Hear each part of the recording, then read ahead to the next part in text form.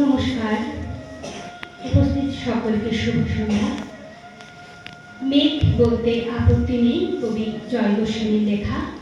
কবি এখানে কিশোর বেলার প্রথম ভালো লাগা, প্রথম প্রেমে পড়ার একটি সুন্দর মুহূর্তগুলি এঁকেছেন এই কবিতার মধ্যে দিয়ে। মেঘ বলতে আপত্তি কি? বেশ, বলতে পারি। ছাদের ওপর মেঘ দাঁড়াতো খুব পিসিমার বাড়ি।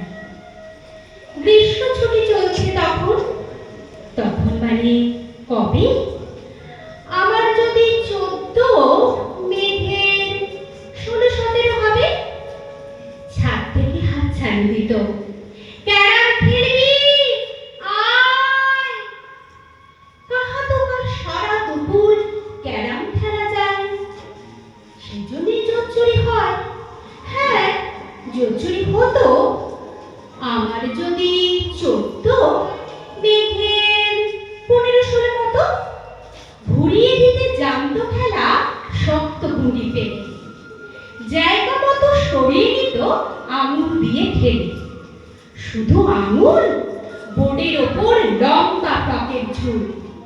ঝপাক ফেলে ঘটিয়ে দিত গুটির দিক ভুল। হ্যাঁ এখানে না ওখানে, হ্যাঁ এইটা না ওটা। ঝাঁপিয়ে পড়ে সরিয়ে নিল গুটির বাক্সটা। গুটিরও সেই প্রথম মরণ।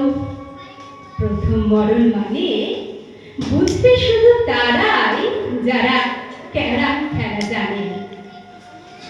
চলেও গেল কদিন পরে মেঘ যেমন যায়, কাঠ ফাটা রোদ দাঁড়িয়ে পড়ল মেঘের জায়গায়। খেলা শেখাও, খেলা শেখাও, হাবিবদেশ কাঠ। কলসিতে ঠোঁট ডুবিয়েছিল, জল তো পড়ে খাক। খা খাওয়া সেই কলসি আবার পরের বছর জলে ভরলো কেমন তোমায়? থামো, ওসব কি কেউ বলে? আত্মীয় হয়, আত্মীয় হয়।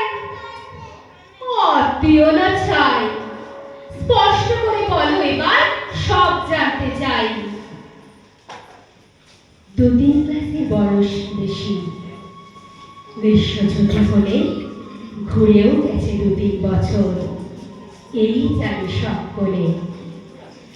আজকে দগ্ধ গ্রীষ্ম আমার, তোমার বলতে পারি। মেঘ দেখতাম ছাদের ঘরে ফুল পিসিমার বাড়ি। আজকে দগ্ধ গ্রীষ্ম আমার, তোমায় বলতে পারি। মেঘ দেখতাম ছাদের ঘরে ফুল পিসিমার বাড়ি। ধন্যবাদ।